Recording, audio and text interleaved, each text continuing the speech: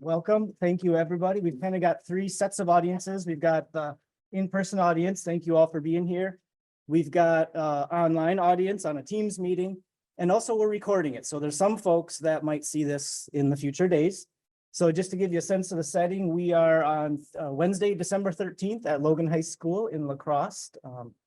And we're here to talk about a couple intersections that are near and dear to our hearts. We got Avon and Hager and Liberty and St. Cloud. And the context that we're talking about is an upcoming TCMC passenger rail project that will ultimately introduce an extra rail line and some more trains.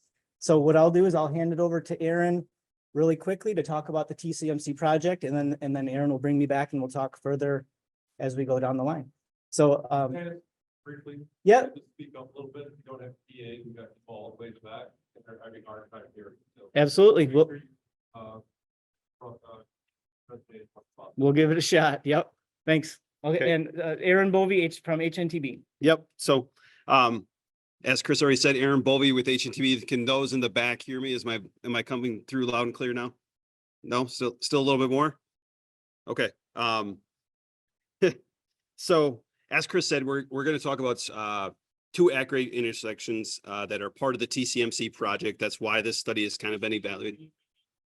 TCMC is going to be the Twin Cities to Twin Cities, Chicago, Milwaukee corridor. So that's the intercity project. One of the projects as part of that intercity passenger rail corridor is here in La Crosse around the depot. And that is going to be introducing a new second mainline track there.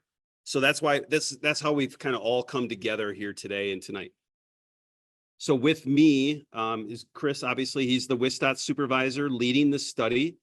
Joanna Bush from Meeting Hunt also led the alternatives study that's kind of come up with some of these alternatives around that you've seen here in the room.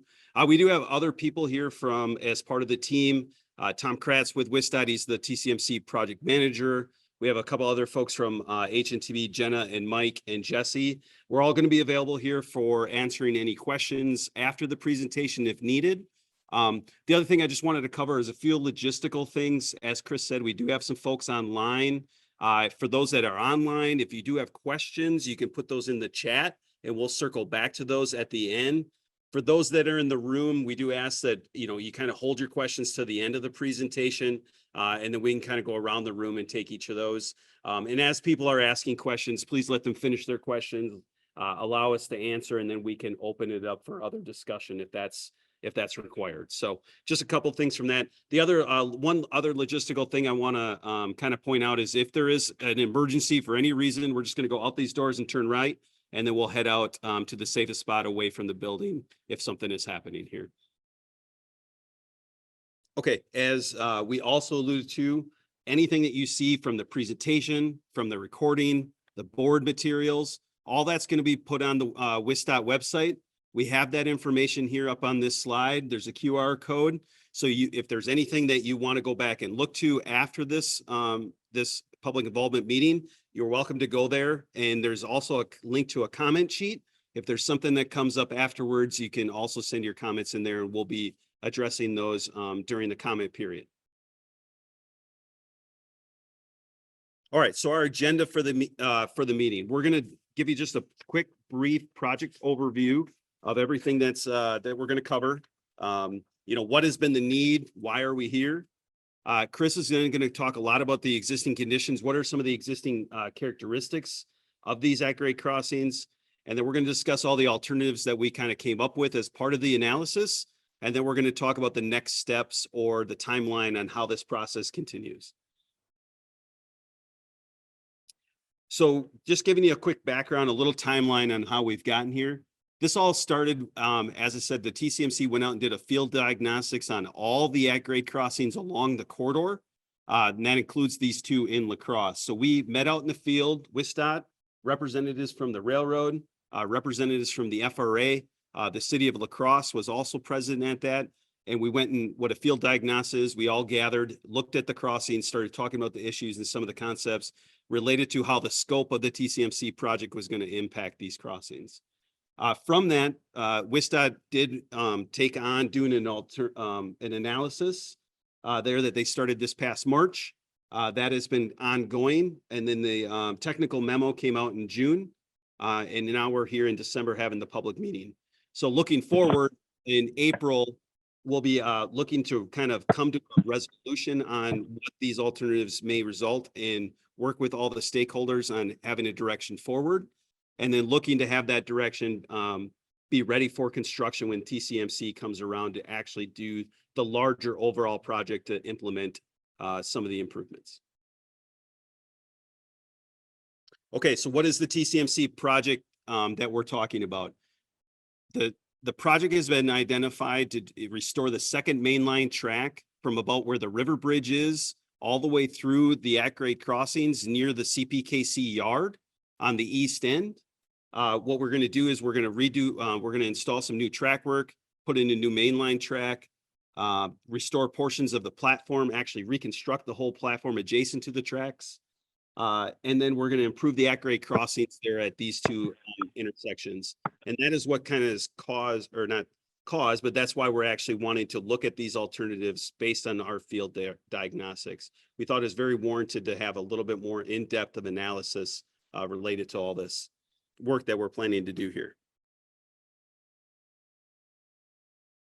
So kind of coming back to these at-grade crossings specifically, Chris, I know you're going to talk a little bit about some of the existing conditions and some of the characteristics, but when we were out there, a lot of the folks understood that these two at-grade crossings have some safety concerns. We understand that the rail traffic is blocking these crossings. In talking with CPKC, we recognize some of that. They're also uncontrolled intersections right now. So with that, I'm going to turn it over to you, Chris. Talk a little bit about those existing conditions and characteristics. Thank you very much, Aaron.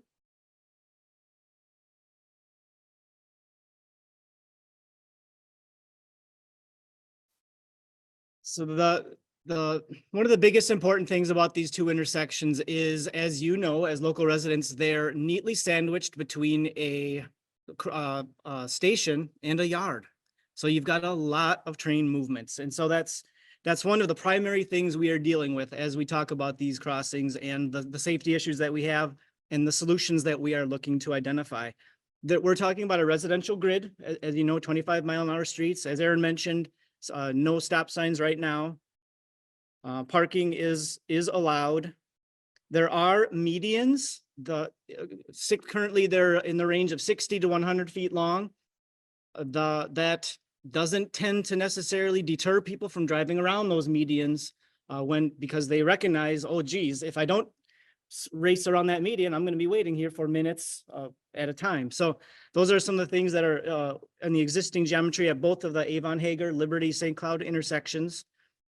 What also is there from a railroad safety standpoint is there are lights and gates at each of these crossings. In each approaching direction, there are gates, as you know. The no wayside controls. Down and below here on the slide, you see a little statistics about the traffic. And you can see Avon Hager in Liberty St. Cloud, the numbers there. I won't go through them, but you can see them. And as Aaron said, you can access these reports after the meeting if you wish.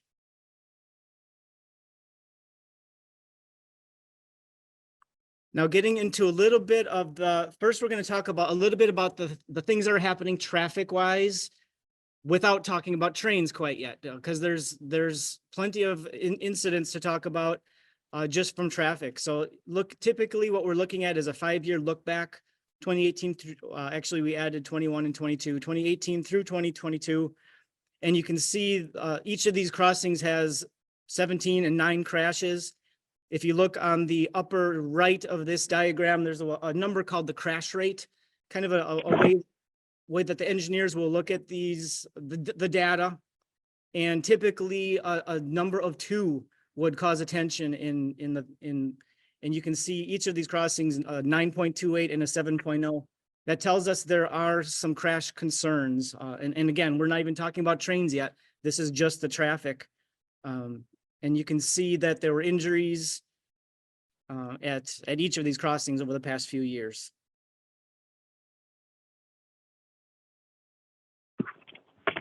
This is a diagram that I'm just not 100% sure how you'll see, but this is meant to kind of show you the the nature of some of the crashes that have happened. They're in little yellow arrows, kind of showing what direction the people were heading as they struck each other and had the incidents.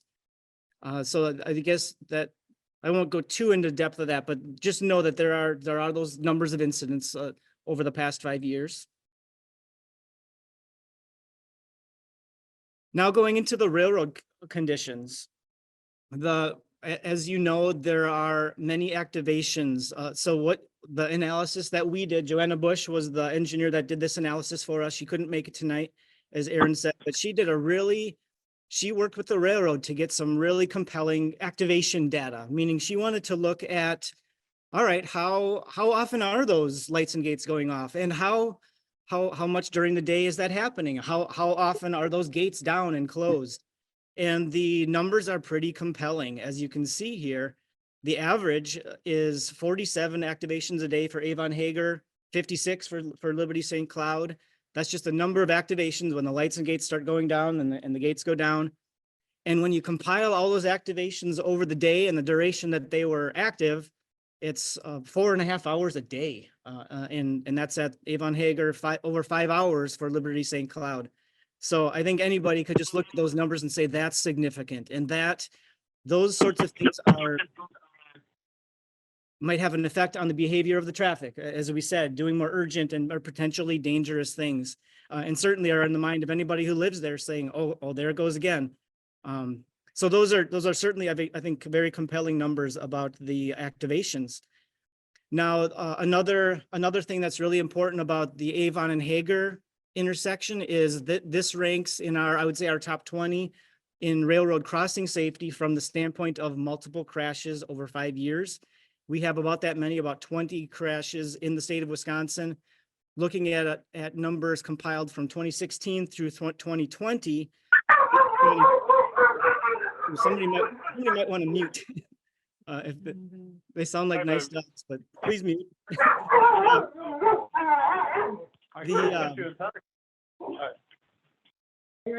The thing about the Avon and Hager intersection is that that it has those multiple crashes over the 5 years, and so that again gets on our list of to be concerned from a railroad crossing standpoint.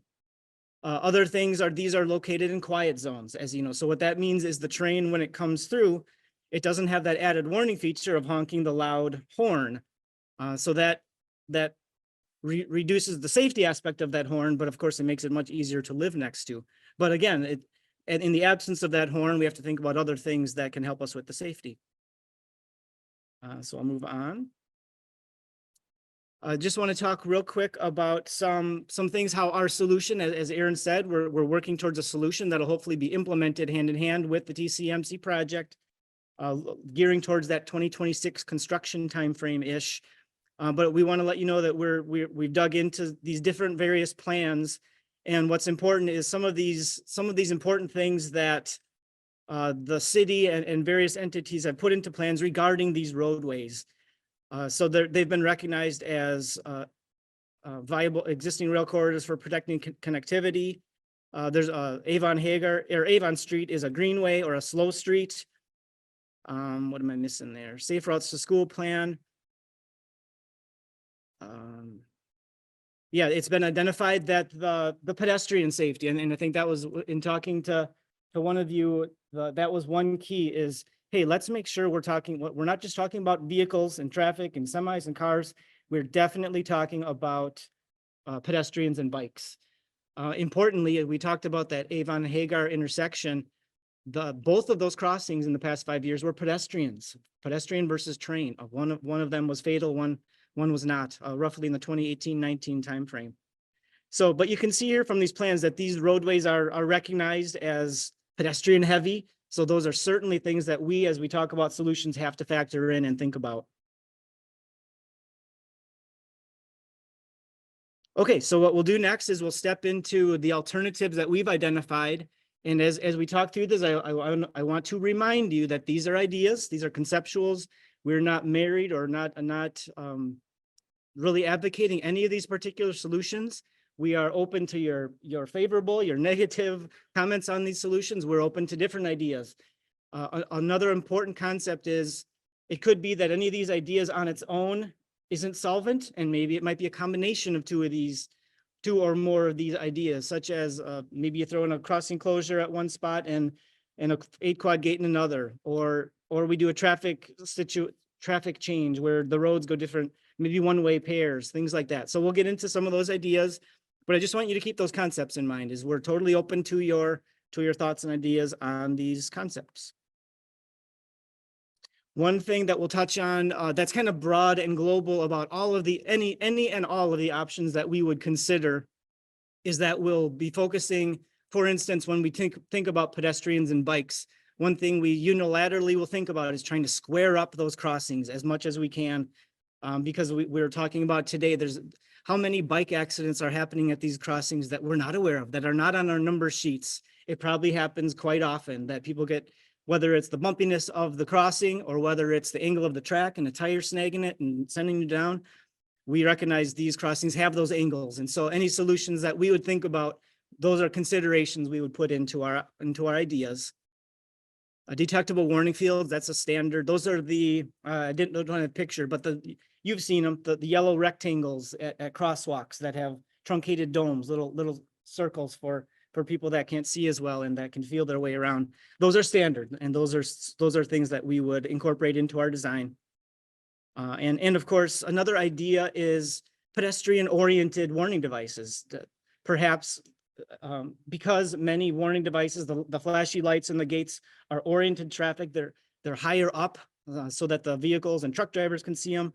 So one alternative we can think about is pedestrian-oriented warning devices that are at pedestrian level. I'm 5'6", so a warning device this high would make sense to me as opposed to way up here. So those are just general things that we would factor in any of the solutions that we'd be thinking about. Okay, so here's just a real brief overview of our 8 alternatives, and we'll get into them right now. Alternative 1 is always stop control. As we talked about, is the volume all right for everybody in the back? Good. Oh, good enough. Okay. Okay. So this is our, what we're calling our baseline option. As we talked about right now, there are no stop signs. This option would put for a stop sign in each quadrant basically, and work together with the existing warning devices. So that's really option 1. The kind of the benefits and considerations, we think the crashes, that this would be a plus benefit to the vehicle crashes that we see, would not affect traffic, delay times too big. We have to recognize that this option we're considering at our baseline, probably not solvent, probably doesn't solve all of our safety issues that we would love to solve as we're introducing a 3rd track and more trains. So we talked about the existing conditions are already having safety problems.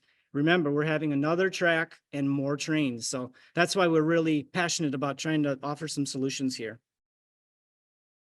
The next, what we'll call alternative 2 is this 8-quadrant gate system. This is, so as you can visualize in your head, we've got on the entrance as you're driving up or biking up or walking up to any of these crossings, there's a gate that comes down in the driving lane. What this option would do is add an additional gate opposite that. So it meaning to discourage drive-arounds, that dangerous behavior of racing the train and things like that. This would be, I'll go to the next slide. This would be perhaps the most expensive option. The railroad doesn't necessarily like this because they would have to maintain it forever. But it does offer some assurance that it would at least address that particular issue of the people driving around, that would do a good job of preventing those sorts of actions. And these things are part of the reason they're very expensive, is there's a lot of technology and engineering into how the timing of those gates and how they're to prevent somebody from getting trapped in the middle of them. So that they're very, very logically sequenced, and that's part of a lot of electronics that go into those systems. I think I covered everything on that. Well, just in part of it, you're looking at stop signs and everything. None of that exists right now. Is that right? That's absolutely correct. Yep. There are the medians that we talked about. They're about 60 to 100 feet, but no stop signs as we stand today.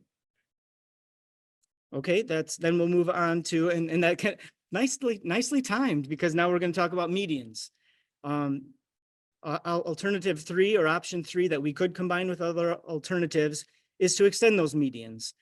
This would have the benefit of, again, discouraging those drive arounds, those people who are trying to race the train. It would come with a compromise, however. There would be, I think we identified 6 driveways that they would become one right in, right out. So there would be certainly access impacts to some of the local residents with these sort of solutions. So pluses and minuses, and we're very interested to hear your feedback on these ideas, how they might affect you, how they might not affect you. And I think I have another slide on the median. So again, we would anticipate a safer result here. But again, it's those effects to the people that would be compromised. Did you have a question, sir? Median, Yep.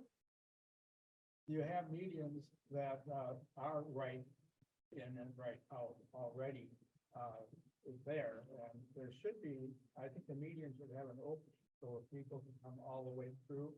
I know that several people have gotten stuck and it's just not fair. Good point, sir. Yeah, absolutely. And I think that would be one of our considerations. There are snow plowing considerations, and I think a certain width that the opening that you're talking about would have to be. So yeah, certainly those would be, if we're considering this option, those would definitely be thought about. Great point. Yep. Okay. So we'll move on to alternative. Yes, sir.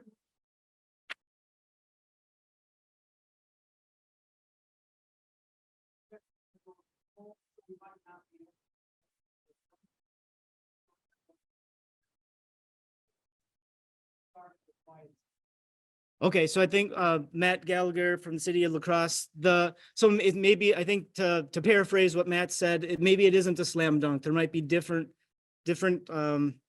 alternative reasons that we might not be able to consider those openings, namely the quiet zones that are there. These are pre-rule quiet zones. So anyway, good point, Matt. That would be another consideration that we'd have to factor in that alternative. Okay, so moving on to alternative 4. These are getting into alternatives that might change the traffic patterns in the local neighborhood.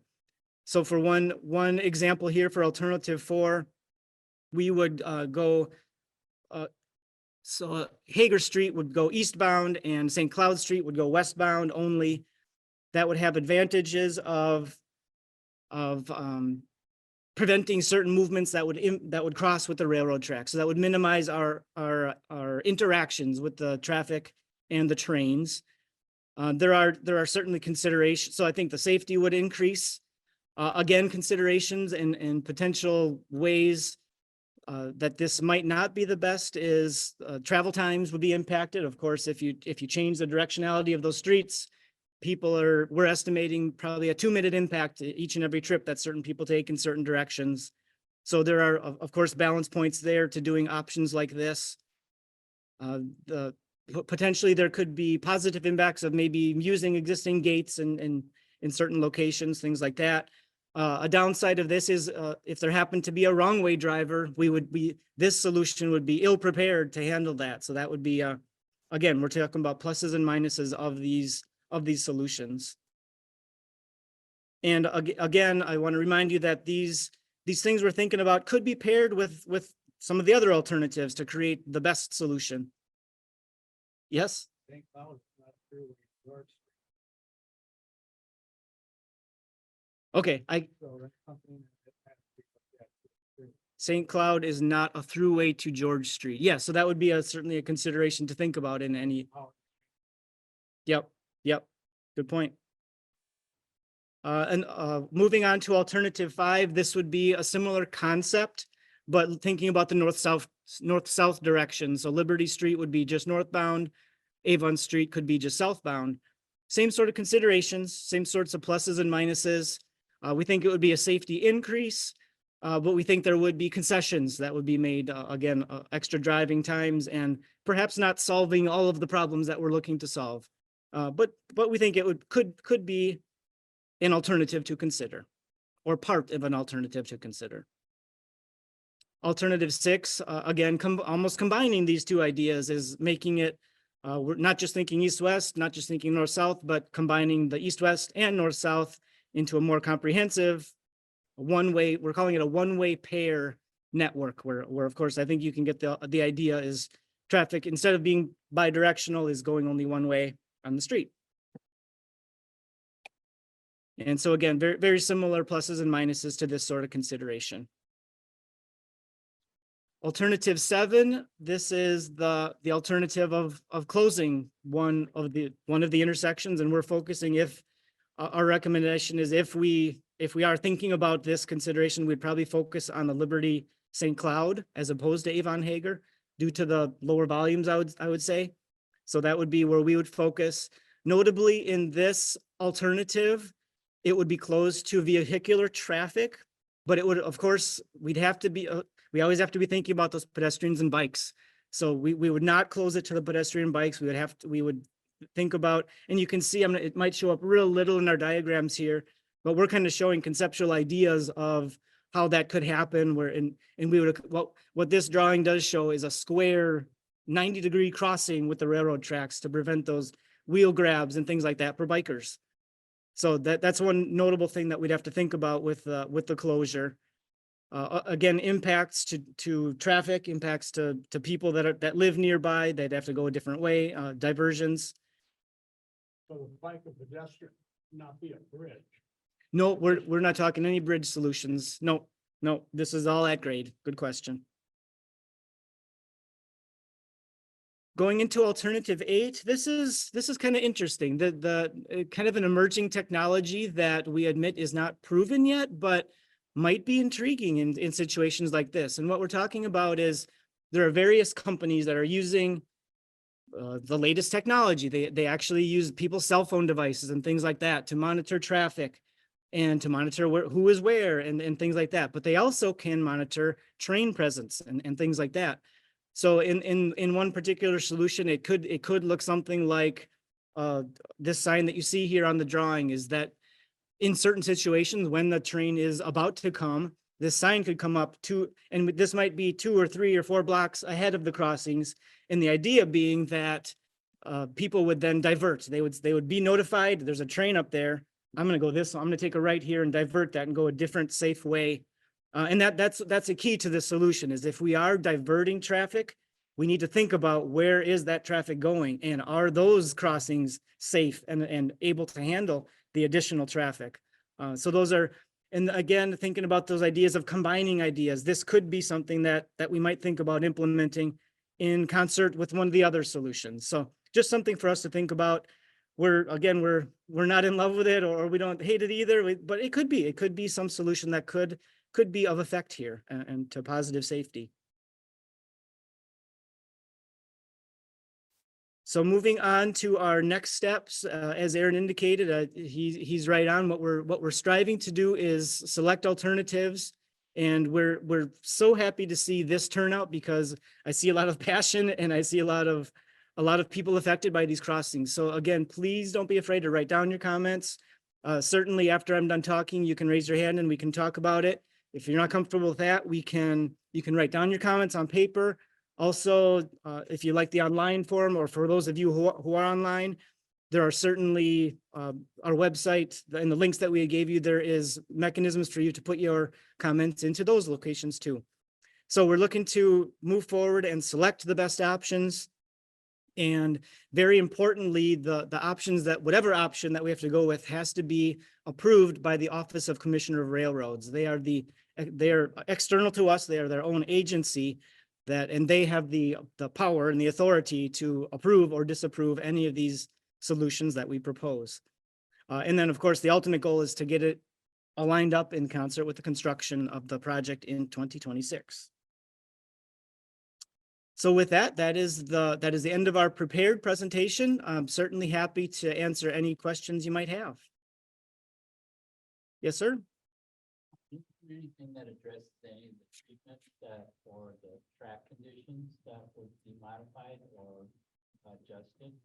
In other words, are the tracks themselves and the situation they're in remaining the same? Are they adding things to the tracks to make them more compliant to bicycles crossing without,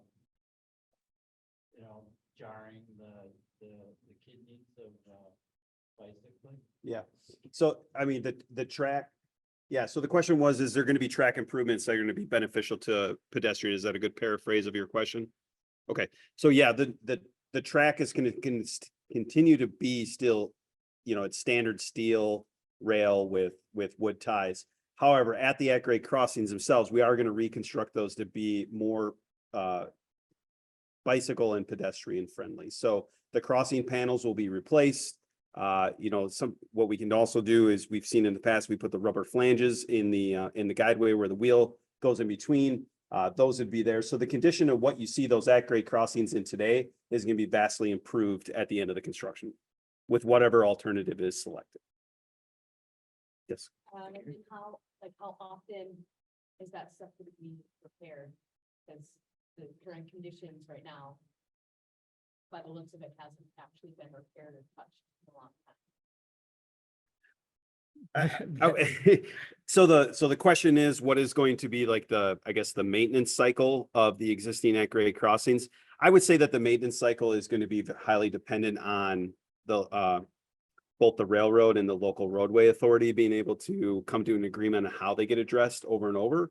I recognize that these crossings likely may have not been maintained in quite some time currently, but that doesn't mean that cycle is going to, be the same moving forward. So Follow-up question, who pays for it?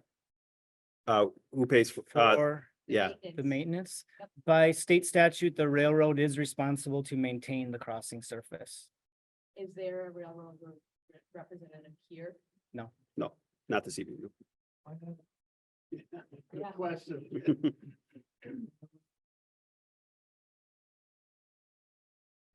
They were informed just like everybody else for the meeting. So, CPKC hasn't, if they haven't brought a representative, we can't force them to be here. Yeah. Yes, sir. How many trains are gonna be added with coming through on a daily basis with the third rail? For the question is, what is the additional train traffic that's going to be added in the corridor? From a passenger standpoint, it's going to be an additional 4 trains per day. The freight traffic is not anticipated to change or increase as part of our project. Yes, sir. So is all of this dependent upon adding an extra track? So if that track doesn't get added, none of this pertains? So, Chris, I think this one's for you, but if the question is if this project is only highly dependent on the additional track. Yeah. I think I'll help you out just for a second, but I think the answer to the question is mainly that because we're doing the additional TCMC project, these intersections are going to be impacted one way or the other. So it's the right time to address these needs and the safety concerns at these crossings as part of the overall project. The project itself could technically just focus on what it needs to get done. But I think the DOT in this case recognize that this is an opportunity to address other needs that are happening right now. I'm gonna go over here. I'm gonna come back. So you touched on it briefly, the amount of hours that the trains are blocking those intersections. And to me, the biggest, issue here is not vehicles getting through. It's bikers and pedestrians, mostly like kids who are, being forced to go through that, through chains, above them, below them, all that good stuff. And so I'm confused at why we're only looking at grade crossing. And to me, I think we should be centered around bike and pedestrians, and I think we touched a little bit on it, but why are we not looking at, if there's gonna be 4 or 5 hours or even more maybe of time that those intersections are blocked and we have schools on either side, like why are we not looking at something better? I would say the answer to that is, I guess, let's tick through the options of what we're talking about is if what you didn't see in our 8 alternatives was a bridge. If that were, and that frankly is not part of the budget of the project, and I don't see it being part of this project, frankly, that would impact a lot of people. A lot of you would not be living here anymore, because what that would require is many acquisitions and a lot of real estate, tens of millions of dollars. It's just not, the grade separation is not happening here with this project, it won't happen with this project. Now, to address that though, what one alternative that you did see that was consistent with that is the closures. You know, if that could be a part of a solution that could reduce the interactions there, but you're right, the pedestrians and bikes still would be able to access, but the idea is we'd have something designed and built for them to cross safer than it is today. I just want to tack on one extra thing with that too, is that with the TCMC project, with some of the other track improvements that we are implementing here, the fluidity of the rail traffic is to get better. So some of those, we would hope that, and because we don't know this for sure, just based on how the operations will ultimately end up happening, is that those, with these improvements that we had, the closure of how both gates come down at the same time and how far that train needs to come out of that yard, we're hoping that this alleviates some of that concern as well as part of the overall global project. Okay, I'm gonna come back right here. So, all of these, there was one of the goals at the beginning of the presentation that stated about the approach angle of cyclists to the railroad track. I did not see anything that would address that because of the nature of the way the roads are laid out and the way the track is laid out. So is there an option or something that would mitigate that would help them? I mean, that wasn't shown. You know what I'm saying? So the question is there, what are some of have we already started considering some of those crossing angles for the pedestrians at these grade?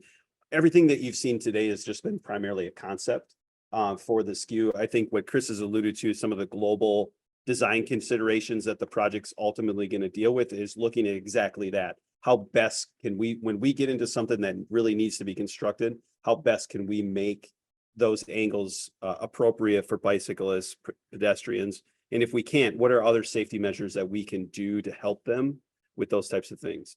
Because the crossing surface is going to get longer, right? I think we've both been out there. We see that the crossing surface isn't quite as wide as probably what the users are using with a hard new concrete surface. That is one of those elements that we are going to take care of as part of our overall project. And I'll remind you of this slide that I think I talked about this earlier, is that in every one of the solutions that we are considering, we are considering detectable warning fields. We are considering aligning up those crossings to be as perpendicular as possible. So you might not have seen the images in every alternative, but those are considerations in every one of these alternatives. I mean, I cycle every day. At least a couple times a day. And the problem is, get that angle, start out on the right side, there's parking flag. They're thinking you're getting out of the way, and then you're gonna go Swerving. left across Yeah. Mhm. to get that angle, and then, so it creates a very dangerous situation if there's cars nearby. Yep, for those online, that was a comment about the bikers and the nature of trying, as a biker, you try to swerve out to square yourself up. And that in itself can create a danger if there's a nearby car. So absolutely agreed. Okay, Jenna's got an online question. We're going to take that one real quick. Yes, if the streets are made one way, would it just be near the track or the full length of the street? In those alternatives, I think the effects would extend out a few city blocks in each direction. Let's see if I can pull up one of the Yeah, I believe it was 3. 3 city blocks in each direction Yeah, roughly. it says approximately 3 to 5 blocks in the one-way pairs. So that for alternatives 4, 5, and 6, which, right, alternative 5 is the north-south pair. Alternative 6 is the combination of both. I think that the approximately 3 to 5 blocks of one way applies to all 3 of those. Yes, sir, up front. There's 3 major roads that are used in this area: Copeland, Rose, and George. During rush hour, Avon and Liberty are both alternatives for emergency response vehicles. So if you're going to be doing anything here, hopefully you would speak with emergency response people in the city, because if you turn any of these into one-way streets, that's going to totally adjust their time for service or the route they take. It's going to impact a lot of people as far as emergency response needs. Mhm. So that's something that should be spoken with to the police and fire and ambulance. Just to add to them, Avon Street's the only street that goes from Clinton down to Monitor Street. It's the only one, okay? The rest of them are blocked. And to that comment, I think that's why the city of La Crosse is a stakeholder in this, and that's why they're being coordinated along They're with not. this whole process. City of La Crosse. City of La Crosse's representatives are here this evening. There's just nothing on any of the alternatives that mention anything about emergency response vehicles. But we hear you. We definitely Yeah. would consider that. Absolutely. Yes, sir. Little bit about devil's advocate, there has been mentioned, but I mean, when we come right down to, it, we're spending a lot of money to try to fix a problem that the railroad causes. And I worked for the railroad, I worked at that intersection back when I was in college. They can not block traffic there across very much. Until they're willing to do that, we're going to continue to have these problems. We can extend that median if you want. They would sit trains for an hour, hour and a half. People are gonna back out of it. That's what they're gonna do. I don't care how long that meeting is. They're not gonna sit there for an hour and a half. They do that. And it's not, these warning signs, trains, it's great. It's not really the two trains that are the problem. It's switching. That's what it is. And they will leave them sit for half hour, 45 minutes. They'll block both crossings and they don't have to. If they continue to do this, no matter how much money we stick into it, we never see right. And that's number one. And my number two is for the city. Even if it's supposed to be greenway, I can't figure out why. I mean, what makes it a green? The 2 signs on it or the 1 roundabout? Because other than that, it's no different than the. And you're gonna have to deal with that. If we do some of this stuff, if we move traffic,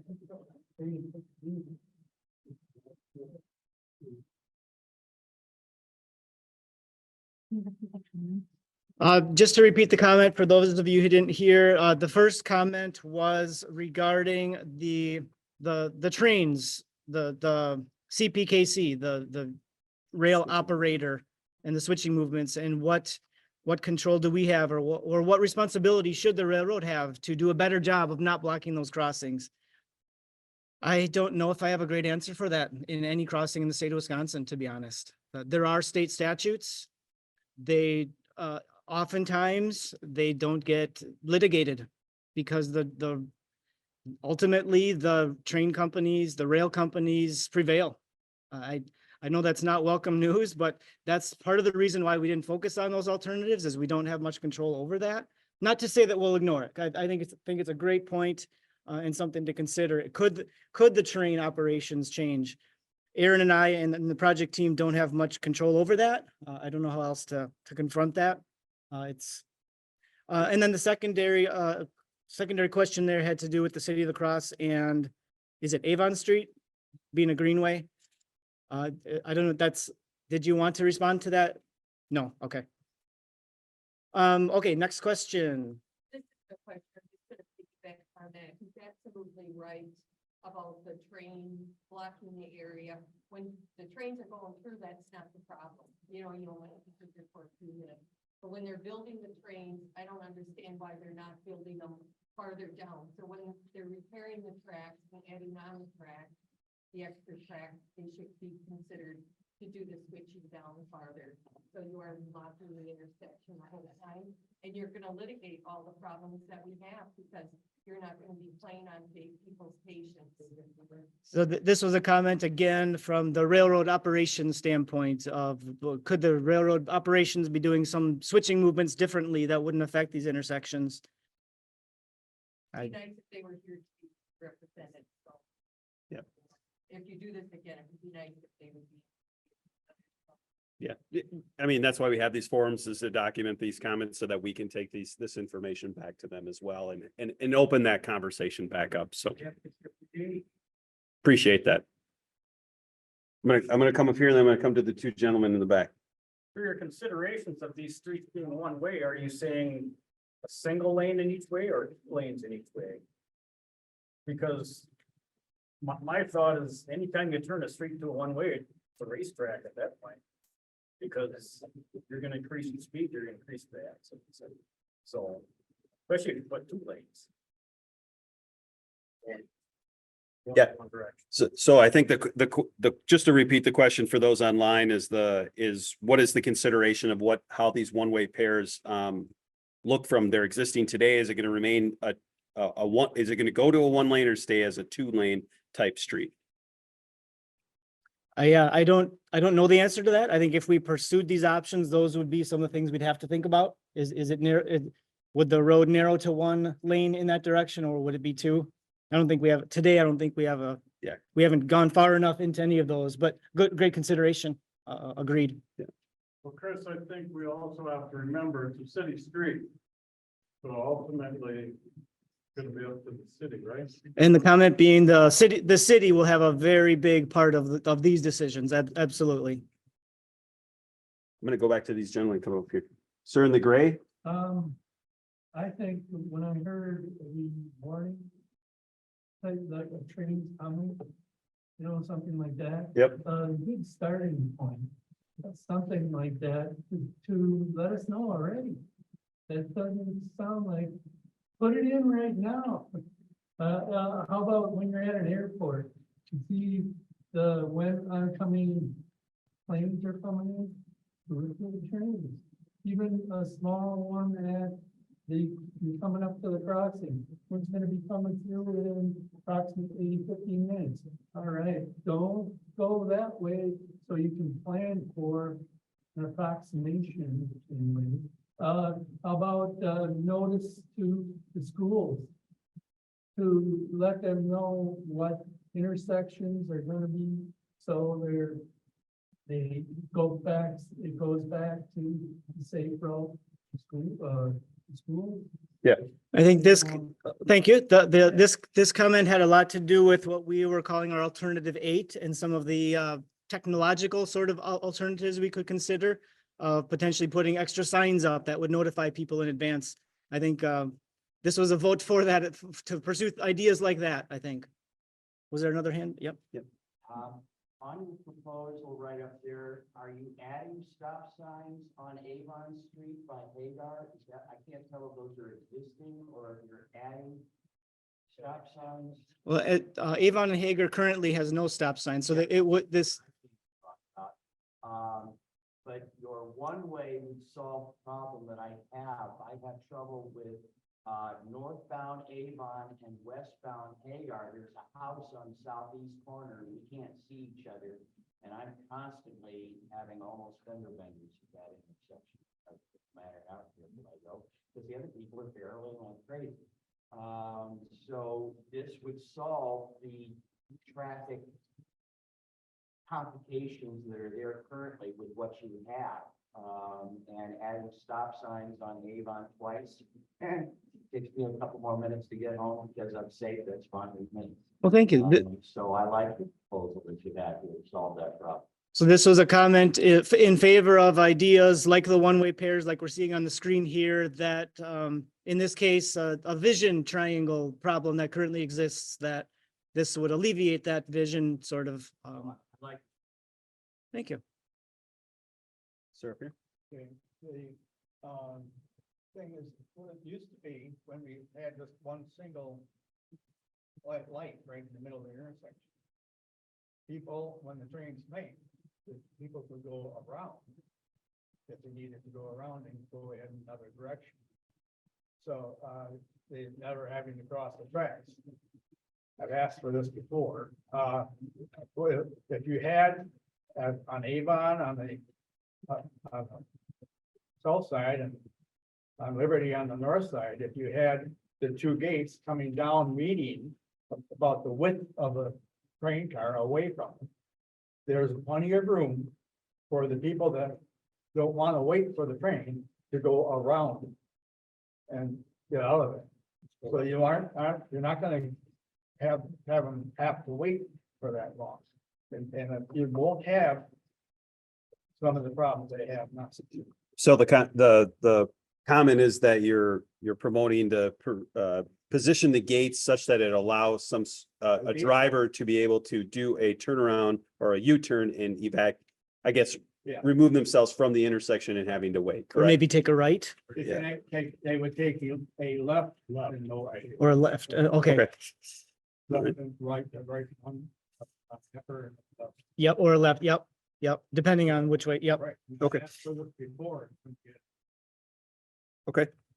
Well, thank you for the comment for that. Jenna, do you got one online here quick? Yeah, so who at the DOT should residents contact to document the extended times the tracks are blocked? If you want to maybe just go back to that WisDOT. The question is about blocked trains. I can't say that WisDOT is necessarily a part of that. We don't have authority over blocked trains. The Federal Railroad Administration ultimately does.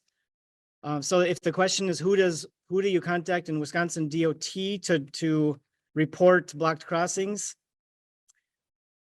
I don't know that we have much authority in that. It's really contacting the railroad, and the Office of Commissioner of Railroads could be a way to pursue that, but then again, they don't have much authority either. Unfortunately, this is oh, go ahead, Brian.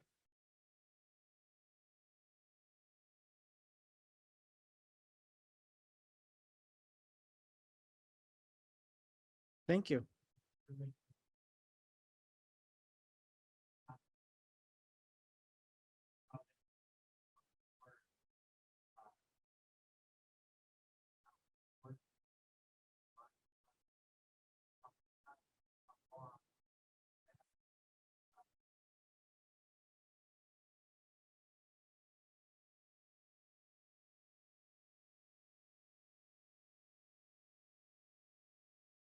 Excellent. Thank you, Brian. The comment there in response to the question about who to contact for block crossings, to tag on to the thought of the Federal Railroad Administration.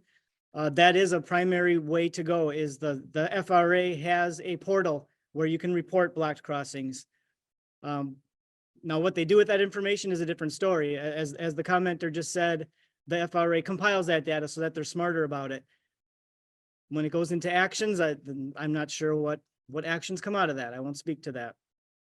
Sir, did you have still a question up front? Yes. Do you know what the number is for that to call?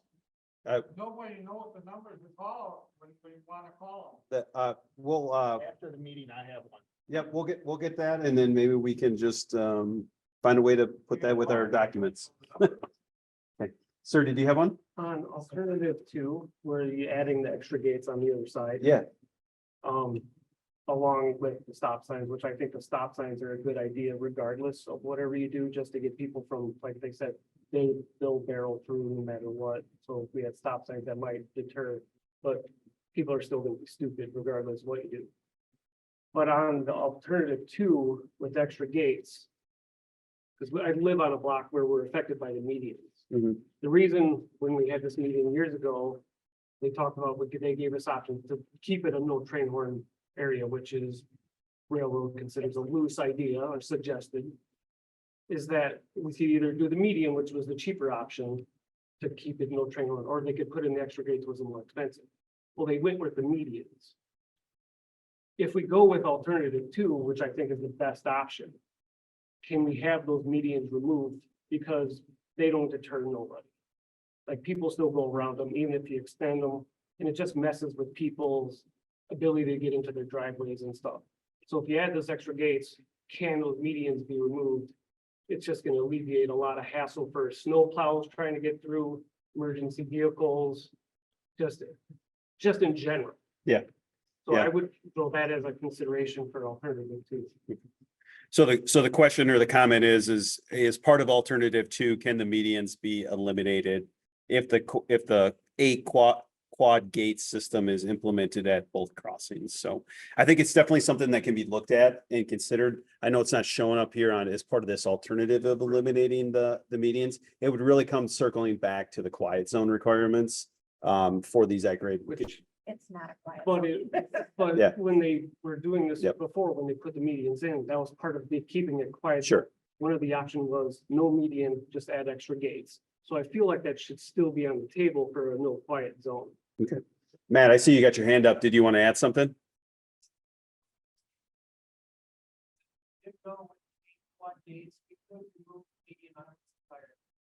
Okay, all right, we'll just make a note of that. I know it wasn't shown in any of our alternatives, but definitely something that can be considered in the final design. And just to replicate what the city of La Crosse just said is they're informed that if we would go with the 8 quad gate system, that they've been assured that the medians could be removed in that alternative. Great question. Okay, is there anything else online coming in, Jenna? Okay.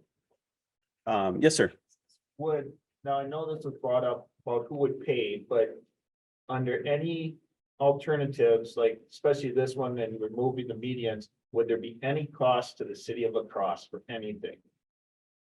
Because, I mean, this is, the DOT and the railroad are taking this, so is La Crosse gonna have to pay anything?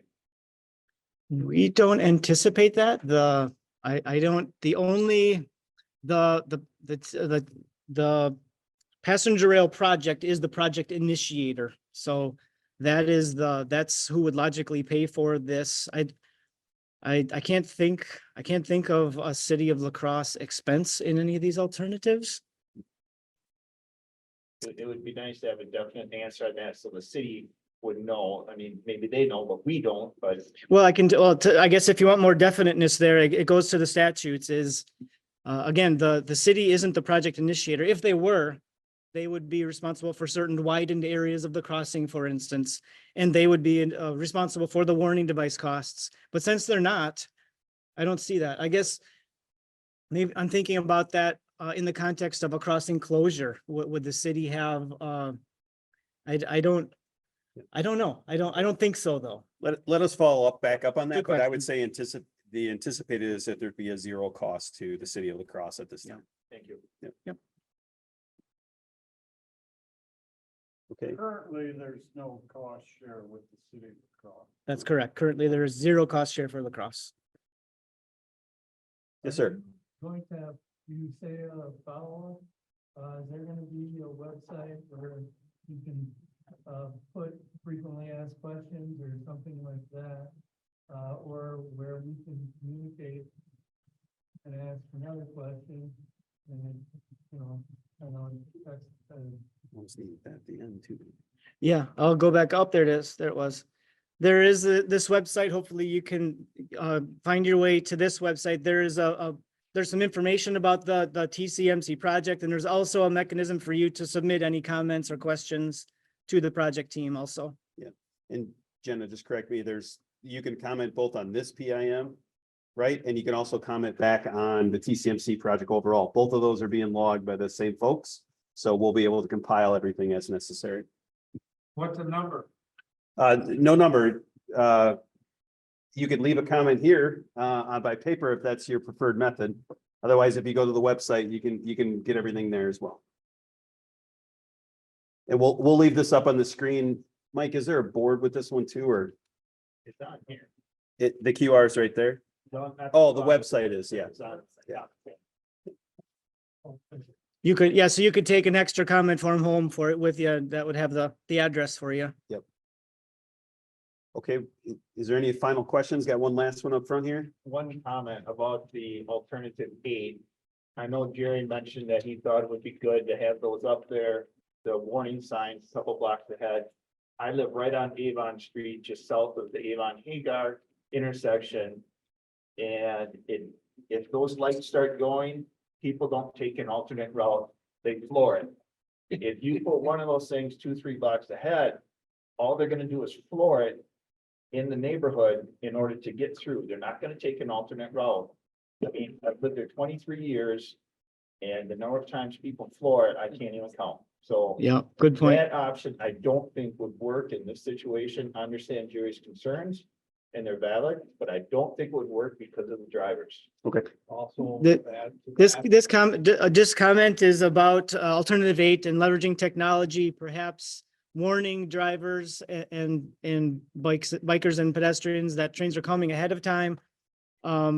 This particular commenter is saying that information could be used in a bad way and just causing more racing the train and causing less safe behavior. So definitely hear your comment.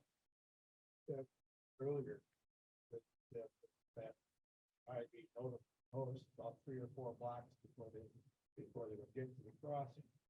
If you're doing that, you're in the yard already. So that crossing is gonna have, both crossings will have that warning a lot more without really, necessarily crossing. Understood. Yep. Okay. Last call? Okay, well, thank you, everybody, for coming out tonight. Thank you very I mean, much. the team will be around here, lingering around the board. So if you have other questions, happy to answer more and have more conversations. Thank you for everybody online. This is going to conclude the presentation this evening.